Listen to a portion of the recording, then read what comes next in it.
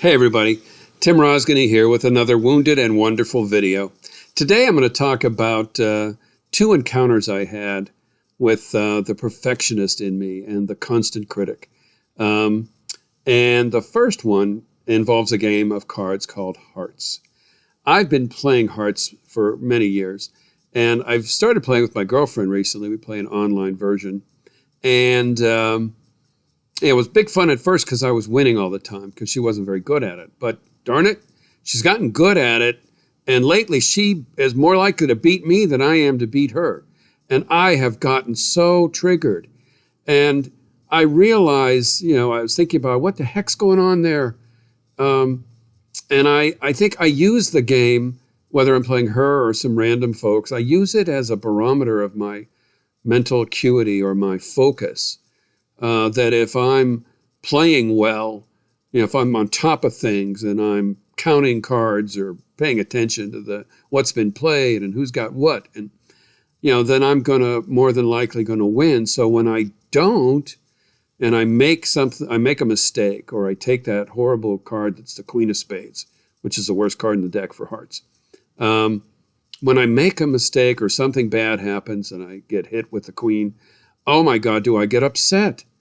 And bad words come out of my mouth, but I don't direct them at her because my girlfriend is the sweetest woman in the world. I love you, Snookums. You know that.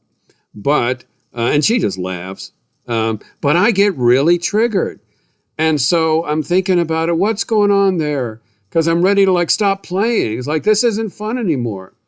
And it's not that I don't like losing. I mean, that's part of it for sure. I'm really competitive. But I don't like what's coming up in me. I don't like what it's bringing out in me. It's bringing out, I don't like the feelings. I don't like getting so angry. I don't like the bad thoughts that I might have. So I realized that, what's going on here is it's the universe mirroring back myself to me. And that, I think, is what happens most all the time when we get, triggered. There it is again, that word, triggered. So in this case, the universe is mirroring back some things to me that I have this perfectionism inside me. I don't want to lose. I have this real big reaction when I lose or when I make a mistake. And in this, I think, for this particular example, I think that goes back to being the youngest of four boys, growing up, playing games all the time, playing cards a lot, and not winning much because I was the youngest, and getting called loser and stupid, and all those other messages because my brothers weren't the kindest people in the world. And I got stuff put into me. I got some things put in my head that aren't very healthy. And so when stuff happens in the present, it taps into that.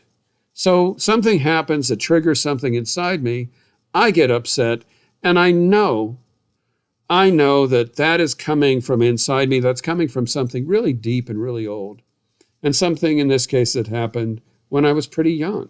So my thought here is that, and you can make this decision for yourself or think about it, that we are often, our reactions all come from within us, obviously.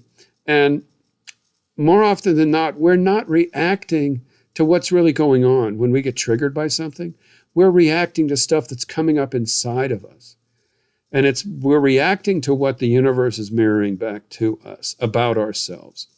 So, and for me, when stuff like that happens, it taps into that constant critic, that voice inside my head that is just waiting for me to make a mistake so it can pounce on me. So here's my second example. I'm walking on the beach today, and I found this nice little flat rock, about 8 inches, really cool looking. And, I thought, I'm going to keep this. I'm going to do something with it. And I went to put it in my pocket, and I thought, okay, I wanted to put it in my front pocket, but I had stuff in there. And then I put it in my back pocket, but I thought, oh God, I'm liable to sit on it, because I've done that before where I put stuff in my back pocket and then I sat on it and ruined it. So I thought, okay, no, I'll be careful this time. I won't sit on it. Well, I'm walking along on the beach and, 20 minutes go by. And then I find I saw a nice shady spot I wanted to sit in. So it didn't occur to me until I was on my way back. And I thought, oh, crap. Oh, crap. I reached in my back pocket. Of course, I had cracked the stone, this beautiful little stone thing. And I pulled it out and I threw it in the ocean. I was really pissed. And that was the signal for the constant critic to jump all over me. How could you do that? You know that you are forgetful.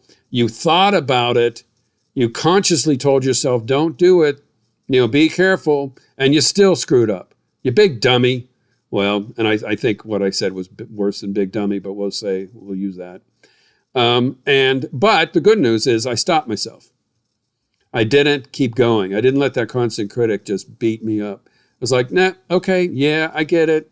And here's what I coulda, shoulda done is knowing that I'm forgetful, which is, quote unquote, maybe a flaw, being forgetful. But, that's just part of me. It's been that way. I've been that way my whole life. So instead of fighting against that, I should have perhaps put that thing in my front pocket and move some other stuff to my back pocket that wasn't going to break.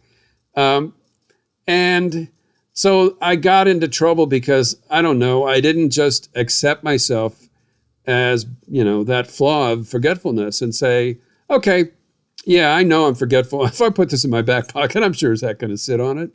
And so, next time I'll know better. And hopefully, unless I forget. So the key there, the takeaway for me is I did a good job of interrupting that process of beating myself up, that constant critic in my head.